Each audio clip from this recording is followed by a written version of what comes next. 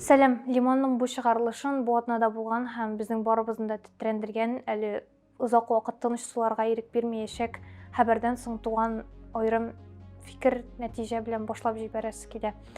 11 май көнне Казанның 175 гимназиясына бәреп киреп, анда 9 кешене үтергән һәм 30дан артык кешене яралаган Илназ Галәвиев кулга алынды һәм ул үзенең әлеге җинаяте өчен җәзаны һәм хөкем карарын көтә.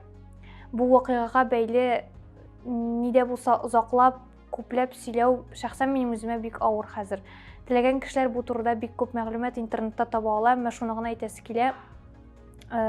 Һәрбер күргән, ишеткән һәм тыңлаган мәгълүматны чынбарлык дип кабул итмәгез, чөнки мондый ситуацияларда, мондый хәлләрдән соң халыкның уязвимый, шундый куркуга салынган халәтен тотып алып, тагын да күбрәк коткы салып, теләсә нинди ялган хәбәрләр таратучы кешеләр дә җитәрлек, шуңа күрә аяк акылны сүндермәгез. Әлбәттә, бернинди сүзләр белән дә, бернинди материаль ярдәм белән дә үзенең балаларын, якыннарын югалткан кешеләрнең йөрәк яраларын басып булмый бу хәлдән соң. Әмма бу бик зур югалтулар, бик зур корбаннар белән булса да, безгә зур гыйбрәт булсын иде. Һәм минем бар шуны гына әйтәсе килә, үзегезнең якыннарыгызга, үзебезнең якыннарыбызга, балаларыбызга, әти-әниләребезгә, дусларыбызга, бергә эшләгән кешеләргә һәм гомумән янәшәдәге кешеләребезгә игътибарлырак булсак иде. Бер кеше дә үзенең күңелендә туган авыр һәм тискәре уйлары белән ялгыз калырга тиеш түгел. Һәрбер кешенең үзенең уйларын җиткерергә, бушанырга мөмкинлеге булырга тиеш. Бер-беребезне тыңларга, ишетергә һәм аңларга тырышыйк. Әгәр дә кемнең дә булса күңелендә үзе күтәрә алмастай, үзе шиша алмастай авыр уйлар туа икән һәм ул аны якыннарына, дусларына сөйләргә теләми икән, моның өчен аноним үзәкләр җитәрлек, алар бик күп. Без аларның сылтамаларын әлеге видео астында калдырырбыз. Беркем дә үзенең авыр уйлары белән ялгыз калырга тиеш түгел. Зинһар өчен бер-беребезгә игътибарлырак булыйк. Орел шәһәре мэрына бер авылга юл саласы урынга үзенең особнягына юл салган өчен җинаять эше кузгатылган. Сабурова авылында юл мәсьәләсе, юлның начарлыгы мәсьәләсе инде ничә ел көн кадагында торса да, аны хәл итүче булмаган. Администрация моның өчен акча юк дип әйткән, әмма әлеге мэрның особнягына кадәр юл салыр өчен 42 миллион сум каяндыр табылган. Бу вакыйга, бу мәсьәлә бәлки менә шулай шишелмичә калган булыр иде дә, бәлки бер вакыйга булмаган булса. Күптән түгел шул авылда яшәүче 94 яшьлек бер ветеран әби хәле начарайып китү сәбәпле ашыгыч ярдәм машинасы чакырта. Ашыгыч ярдәм машинасы килә үзәктән, анда 10 километр ара ераклык. Һәм килгән вакытта юл начар булу сәбәпле ашыгыч ярдәм машинасы авылга кадәр килеп җитә алмый һәм күпмедер юлны табиблар бөтен кирәк-яракны кулларына күтәреп авылга кадәр җыяу баралар. Бу хәлдән соң масса күләм мәгълүмат чараларында тавыш куба һәм әлеге мэрга җинаять эше кузгатылган. Һәм иң искиткече ул әлеге мэрның үзенә карата әйтелгән шушы гаип сүзләреннән соң кайтарган җавабы, аклануы, аның сүзләренчә документта урам исемнәрен бутаганнар, менә шул авыл исемен, авылдагы урам исемен язасы урынга ялгыш аның особнягына илтә торган урам исемен язганнар. Һәм шуңа күрә менә карап торып юл төзеткән инде ул анда.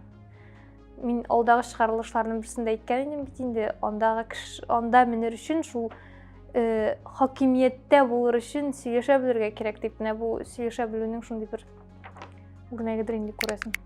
Без менә Россиядә ветераннарга тиешенчә дәрәҗәдә игътибар күрсәтелми, аларга материаль ярдәм булса да ул ташка үлчим генә, һәм гомумән бәйрәмнәрдә генә аларны искә төшерәбез дип зарланырга, сүгәргә яратабыз хакимиятне, менә Төркмәнстанда бөтенләй башка сыймый торган хәл булган һәм ул хәл инде 2нче ел рәттән бара икән.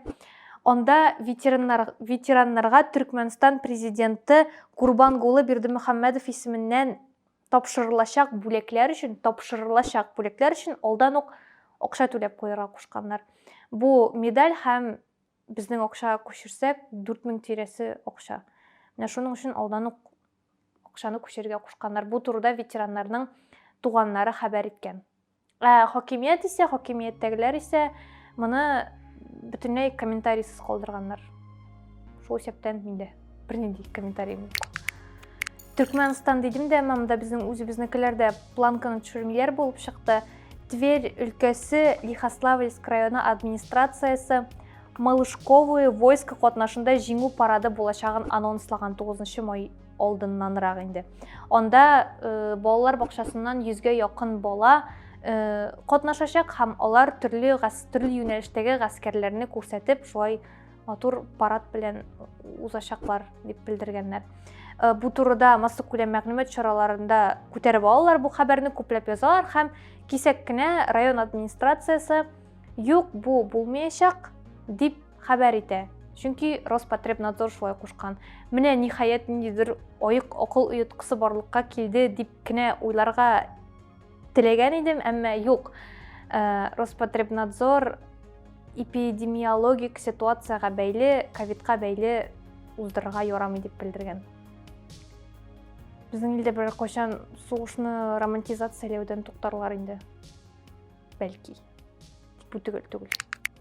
Бу чыгарылышта атна җыры Сайда Мөхәммәтҗанова башкаруындагы Муса Җәлилнең тууына 115 ел булуга багышланган Муса Җәлилнең җырлары шигыре текстына язылган җыр.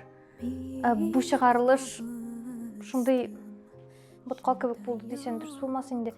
Әмма әле һаман иң беренче сөйләгән хәбәрдән аңга килеп тынычланып булмый һәм шуңа күрә нинди дә булса башка бер сөйләү бик катлаулы, ә ул темага тирәнтен кирип китеп сөйләү тагын да авыррак. Моның өчен вакыт, аңлау һәм бераз тынычлану кирәктер. Шуның белән шул, сезнең белән гүзәл иде. Сау булыгыз.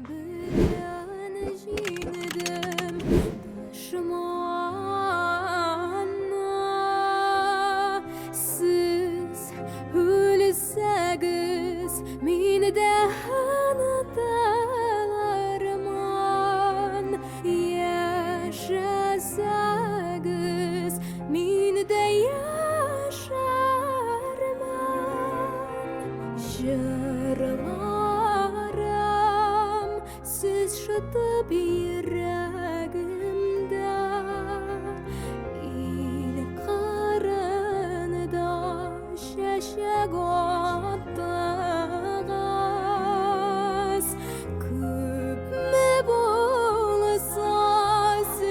kış